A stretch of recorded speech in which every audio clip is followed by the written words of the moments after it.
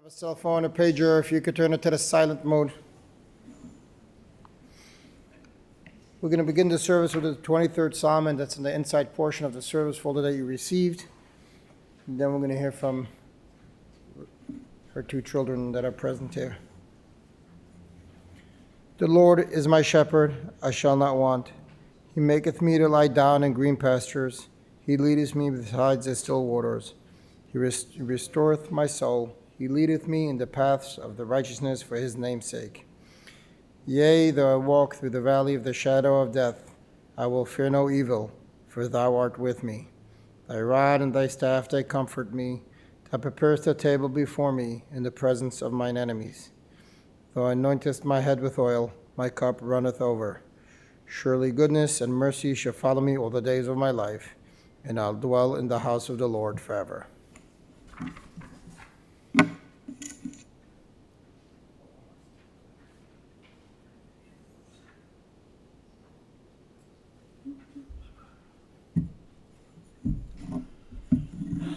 Well, first, and up front, I want to thank everybody for coming in such trying times with the problems that we're having in our world. But it's good to see family and friends together on such a unhappy situation. I think I first would point out some of the people that took care of my mom. We'll call them her friends. And I won't go into what they were in what capacity, but I will mention their names so they take credit for being with my mother more than probably I could have. Bob and Sue, Eileen, Brenda, Terry, Jackie, Nami, thank you from our family for being there for my mom. And the caretakers, the really tough job they had with taking care of my mother intimately, Lord Dean and Angel. Thank God for you guys.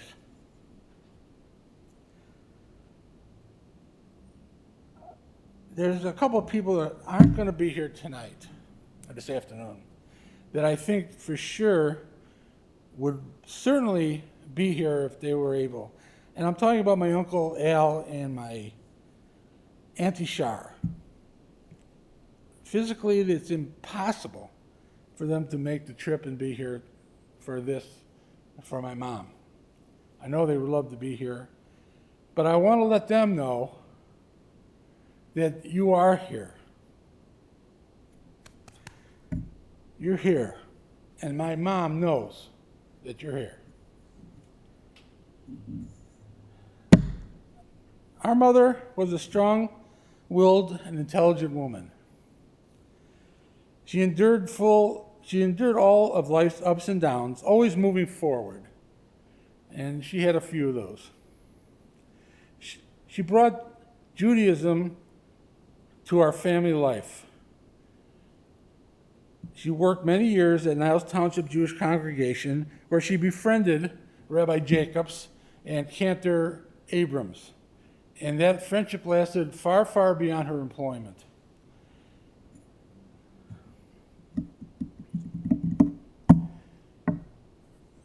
Her experiences with the synagogue paved the way for me for 4 years of Hebrew school, a bar mitzvah, and then 2 years of confirmation following with Rabbi Jacobs, which was very interesting.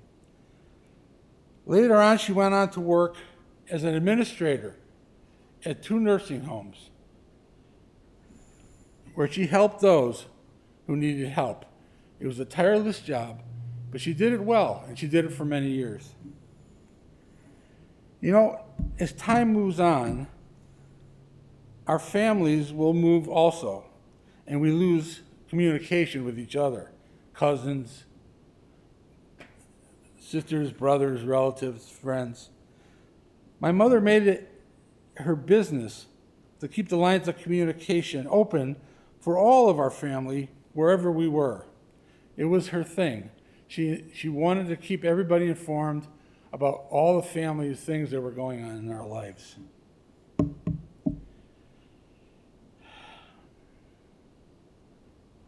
And this I want to say in final to my mother, and I know she's listening. I think she was communicating with me last night because I didn't sleep at all. I said, Mom, with this I promise to you, I will love and protect our family for the rest of my life, as you did in yours.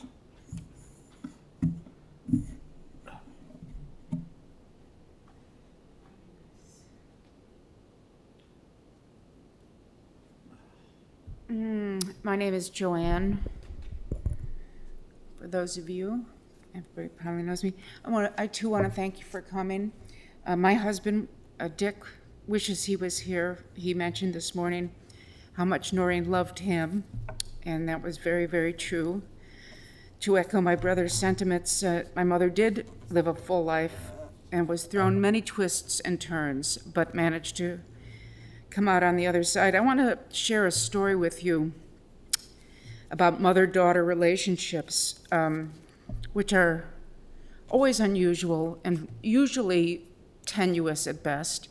Ours was very different in that during my teenage years, when most mother-daughter relationships are strained, ours was not. My mother was newly divorced and experiencing a new freedom that she had never had before, and I too was free to do whatever I wanted. So we didn't experience that usual breaking away that teenagers and mothers do. But our relationship was certainly difficult, always. So I live in Boulder, Colorado, which is a college town.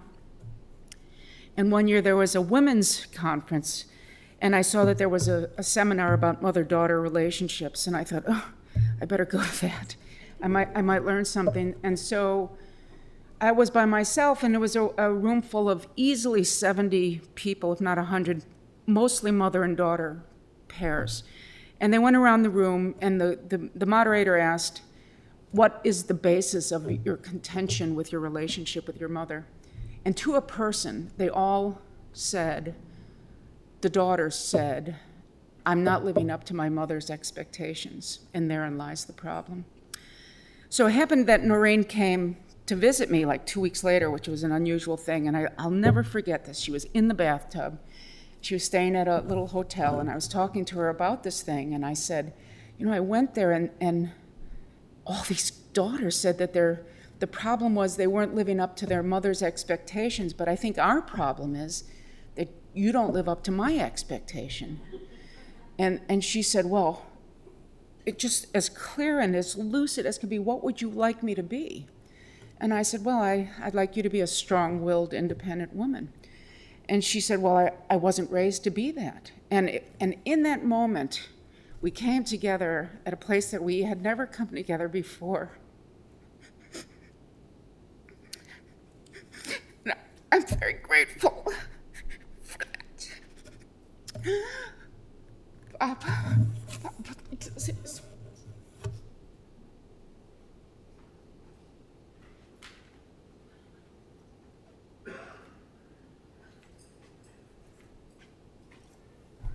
Oh, that was beautiful, Ricky. Joanne, that was truly beautiful. And Nor would really appreciate it. But she was your Nor, Auntie and Grandma.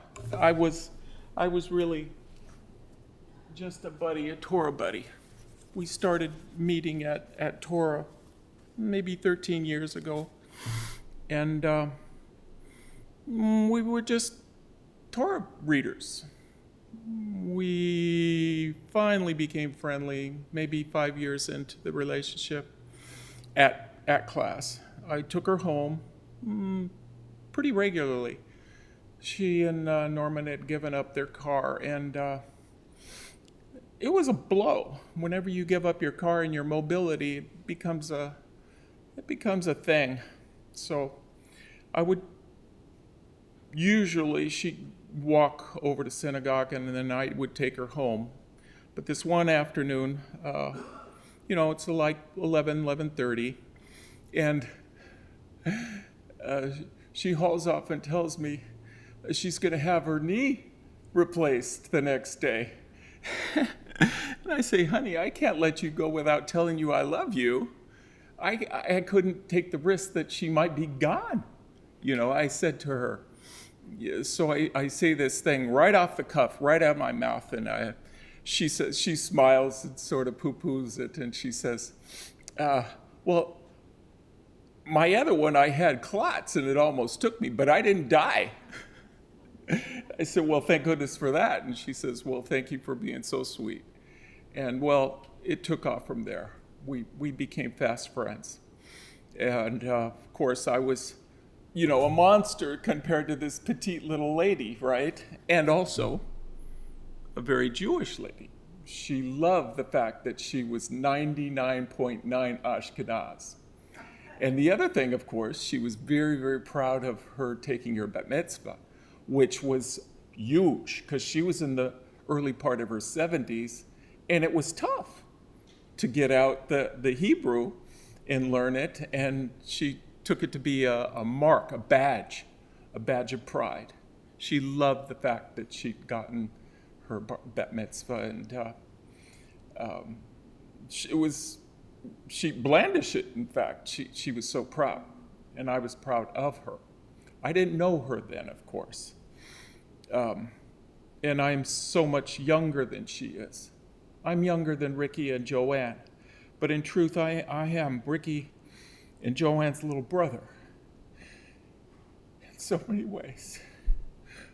But Nourene always saw me as a friend first, and a stick against her actual son and daughter, you know, because I spent so much time with her. And I remind her, Ricky loves you, Joanne loves you, and she conceded the fact that, in fact, you know, I come from on this side, and I can come from a very distant place. You know, a Christian man, 6'4", and a Californian and fast life previously. And of course, when Nancy, my wife, and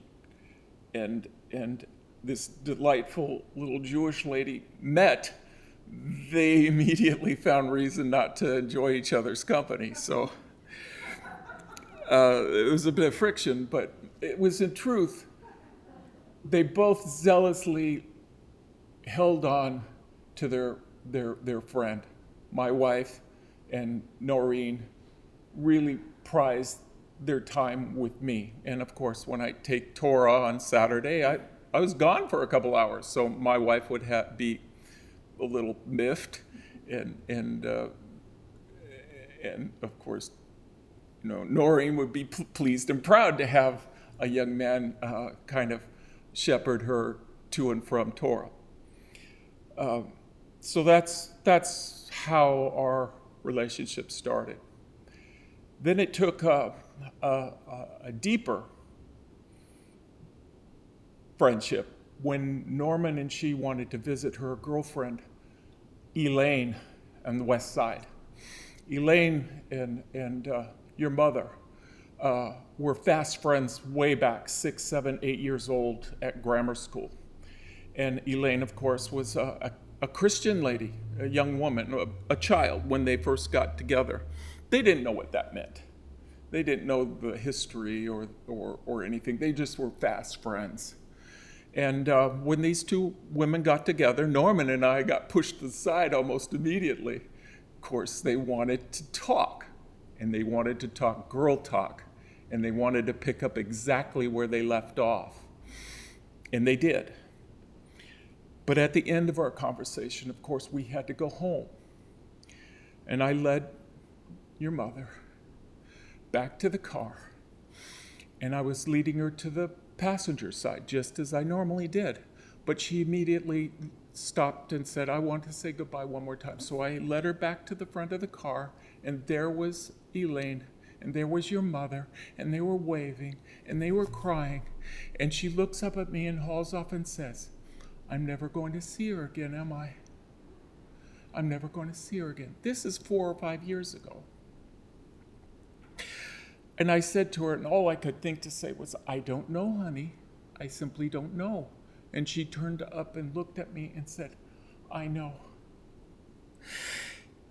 And I took her home, and we went past she and Elaine's old neighborhood on the west side and tried to find her home that she had lived way back as a child with your grandparents, of course. But she didn't get to see her friend again. But they loved each other. They had relationship all through their adult life. They call each other. They meant something. That is 87 years of joy that those two women enjoyed and had and shared. They adored each other. And of course, they were both petite ladies, a little overweight, and they were just thick as thieves. The last little story I'd like to tell you about is the regret, a piece of regret that I tried to save Miss Nourene, my Miss Nourene, from. We would always meet on lunch and go grocery shopping through the years, just for a little fun and relaxation and just getting out of the apartment. But this one time, maybe 6 months ago, on way back to Sheridan and the apartment, she just started bawling. I mean, bawling. And I said, what is it, honey? I'll stop. Let me hear what your problem is. And she said, oh my gosh, Bob, I hurt him. I regret it so bad. I'm so lonely. I was so bad to Norman. And I said, no, honey. No, honey. He was old, deaf, and struggling with his own problems. You were both struggling. It wasn't you. It wasn't him. It was what it was. It was sad but real, and he loved you, I kept telling her. And I said, no, Bob, I hurt him. And I said, we all hurt each other. And then I thought to myself, in reflection to what I just said, we never had a coarse word. Never a coarse word, never a cross word. We were never angry at each other. We wanted so badly to be with each other as friends. You know, it was like 35 years difference, but she accepted me. She accepted this big, tall, stupid Christian for a long time, and we were close. And she loved her family. She loved her Judaism. She loved everybody. But of course, she was a difficult, sometimes needy woman. But what woman, a self-respecting woman, doesn't need? And she needed. And I tried to be there. And Ricky and Joanne were there. Angel was there. Liana was there. All of us were there. All of us. And I know you know what I'm talking about. I know you know what I'm talking about. She was loved. And she wanted to be loved. But she was truly loved. And now she's gone. Our little friend is gone. And I'll miss her so bad. And I know you will too. I'm sorry I spoke too much and too long. But I'm so thankful. Thank you. Bless you.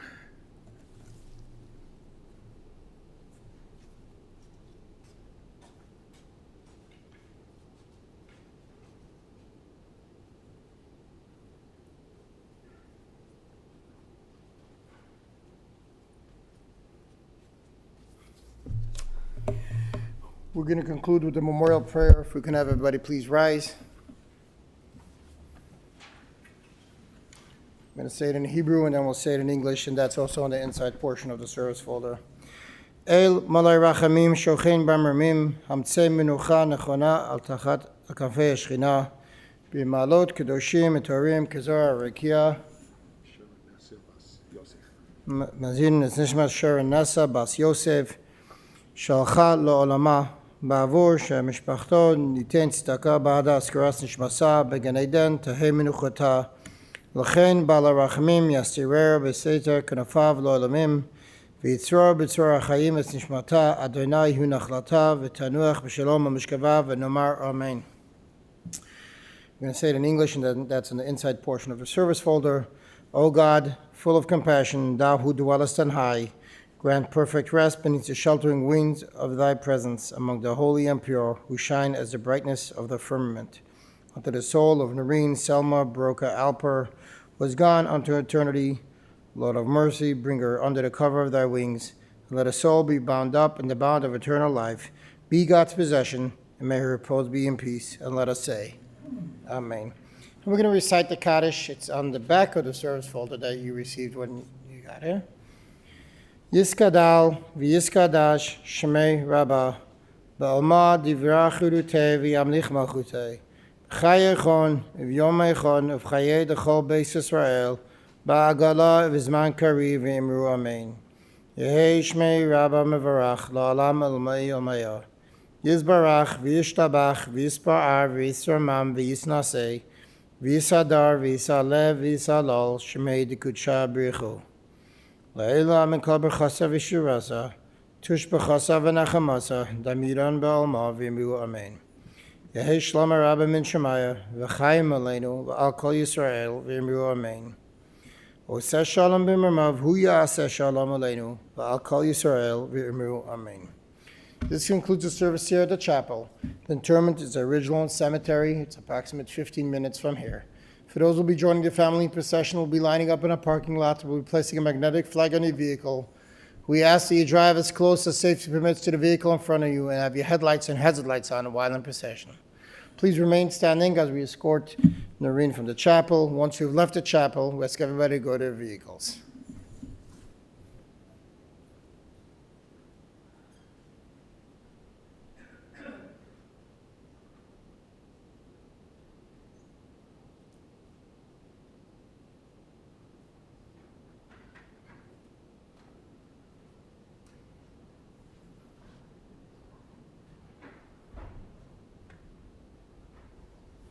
We're just going to walk right behind them.